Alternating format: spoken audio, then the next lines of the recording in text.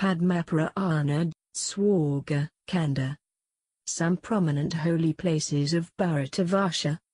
Once, sages requested Suta to describe about the most prominent places of pilgrimage situated in Bharatavarsha. Suta commenced his narration by describing the origin of creation and then switched over to the geographical characteristics of Bharatavarsha. Suta said, "There are 7 prominent mountain ranges in Bharatavarsha: Mahendra, Malay, Sahya, Shaktiman, Rikshavan, Vindhya and Pariyatra. Some prominent rivers supplying potable water to the inhabitants of Bharatavarsha are Ganga, Sindhu, Saraswati, Godwari, Narmada, Shatadru, Yamuna, Vipasha, Mahanadi, Vidisham, Varuna etc. The names of the main Janapadas situated in the northern part of Bharatavarsha are Kuru, Panchal, Shalva, Maitreya, Jangal, Shorsan, Puland, Bod, Chedi, Matsur, Boj, Sindhu, Utkal, Kaushal, Madra, Kalinga, Kashi, Malaf, Magad, Vaidya, Anga, Banga, Zoroastra, Kikai, Kashmir, and Ganda. Similarly, Janapadas like Dravid, Kerala, Prakhya, Karnataka, Kuntal, Kul, Sorid, Kona, Karak, Kalad, Mush and Sutap are situated in the southern part of Bharatavarsha. Suta then described about the greatness of Pushkar Tirth by recounting an incident related with the Pandavas. One day, sage Narada visited the Pandavas who were living in exile. The Pandavas had visited many places during the course of their exile period and wanted to know about the fruits they had acquired due to their pilgrimage. Sage Narada then recounted an incident when King Dilip had once posed the same question to Sage Vashishta. Sage Vashishta, while describing about the greatness of Pushkar, said, "Pushkar Tirth is the holiest place where Lord Brahma has his abode. Deities consider themselves fortunate to be at Pushkar. A person who takes a holy dip at Pushkar and worships Lord Brahma acquires virtues equivalent to the accomplishment of the Ashwamedha Yajna." Sage Vashishta continued with a description of some other prominent places of pilgrimage like Jambumug, Narmada Amarkantak etc. Continuing with his narration, Sage Vashishta said, "A man desirous of going on a pilgrimage should first of all visit Jambumug, because it is revered even by the deities and the sages. By visiting this holy place a man acquires virtue equivalent to the accomplishment of an Ashwamedha Yajna and attains to Vaishnuloka. A man should then visit Tundalik Ashrama, Agastya Ashrama, and Kanyan Ashrama, which are situated near Jambumug.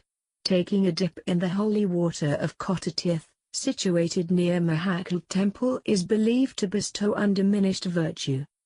Bhadravat is a famous place of pilgrimage related with Lord Shiva, and paying a visit here gives virtue equivalent to donation of 1,000 cows. A man who takes holy dip in river Narmada and performs tapan in the name of Manes acquires fruits similar to the accomplishment of Agnishtami Yajna. Narmada is the holiest of all the rivers. A man becomes liberated from his sins by taking bath for 3 weeks in river Saraswati. Similarly, it takes 1 week of regular bath in river Yamuna for a man to become absolved of all his sins. The mere touch of Ganga water liberates a man from all his sins, but mere sight of river Narmada is enough to liberate a man from all his sins. Kotai Rudras are believed to dwell in the vicinity of Amarkantak mountain. Altogether 60 crores and 60,000 places of pilgrimage are situated all around this holy mountain. Anybody present in the vicinity of this mountain must refrain from any kind of sinful deeds. Visiting Amarkantak mountain during solar and lunar eclipses is considered to be extremely auspicious. Similarly, the confluence of Narmada and Kaveri is considered to be sacrosanct. Anybody who takes a holy dip in the confluence of Narmada and Kaveri becomes liberated from his sins. Sage Narada continued with a description of various holy places and said, a pilgrim must visit Dharma-tirth, which is named after the Lord of Death, Dharma. Once upon a time Dharmaraj had performed an austere penance at that place. This is the reason why it became famous as Dharma-tirth. By visiting Dharma-tirth, a man liberated all his ancestors up to 7th generation. After that a pilgrim should go to Kalap, forest, Sagandik, forest, Shuvana, Humavanti respectively. All the above-mentioned holy places are capable of giving salvation. Describing about the virtues of taking a holy dip in river Kalini, Yamuna, Sage Narada said, a person who takes a holy dip in Yamuna becomes liberated from all his sorrows. The virtue acquired by taking a bath in Yamuna is greater than paying visits to various holy places like Pushkar, Kurukshetra, Brahmavata, and Kashi. Taking a dip in Yamuna also helps in the fulfillment of all the desires of a man. Although different rituals have been attributed to various yugas like Satya Yuga, penance, Treta Yuga, knowledge, Dwapar Yuga, Yaja and Kali Yuga, donation, yet virtue of taking a holy dip in Yamuna transcends even time. Although the whole stretch of river Yamuna is believed to be holy, yet Yamuna flowing near Mathura holds special importance because of her deep association with Lord Krishna. Narada narrated a tale to prove the significance of taking a bath in Yamuna. During Satya Yuga, there lived a Kshatriya named Hema Kundal. He had earned a lot of wealth by dint of hard work. Although he was very rich, yet happiness deluded him, as he had no progeny. He was worried as to who would inherit his property after his death. In course of time, Hema Kundal attained old age and after realizing about the impermanence of the world indulged himself in virtuous deeds. He was blessed with 2 sons, Sri Kundal and Vikundal. When both his sons grew up, Hema Kundal went into the forest to do penance. Sri Kundal and Hema Kundal squandered the whole wealth which their father had earned so painstakingly. Both of them were of loose moral character and had illicit relationship with many prostitutes. In a very short time they became poor and both of them starved to death. When the Yamdoots reached Yamaloka after taking their souls, Yamraj ordered, put Sri Kundal in Raurath hell but send Vikundal to the heaven. While Vikundal was being taken to the heaven he asked one of the Yamdoots, the sins committed by my brother and me were almost identical, then why is my brother being sent to hell while I am being sent to heaven? The Yamdoot replied, you are being meted out this special treatment on account of your virtues acquired by bathing twice in river Yamuna. There was a Brahmin friend of yours named Swamitra. You had accompanied him to Mathura and twice taken bath in the holy Yamuna. By the virtue of the first bath you became liberated from all your sins, while the second bath helped you in attaining to the heaven. Vikundal requested the Yamdoot to allow his brother to accompany him to heaven. Yamdoot replied that his brother could accompany him to the heaven provided he donated all his virtues to him. Vikundal agreed to donate his virtues to his elder brother for the sake of his liberation. This way, both Sri Kundal and Vikundal attained to the heaven. On being asked by Yudhisthira about the grandeur of holy places like Kashipuri, Kapadishwar, and Gaya, Narada said, just as Lord Mahadeva is supreme among all the deities, in the same manner Kashipuri holds a significant status among all the places of pilgrimage. Hence an individual should make it a point to visit Kashi once in his lifetime. The famous Shivlinga Kapadishwar is installed at Kashi and is said to fulfill all the desires of a man. Performance of various rituals at Kashi liberates a man from all his sins. All his flaws are eliminated automatically just by residing in Kashi. A devotee who regularly practices meditation in the temple of Lord Kapadishwar attains yoga siddhi within 6 months.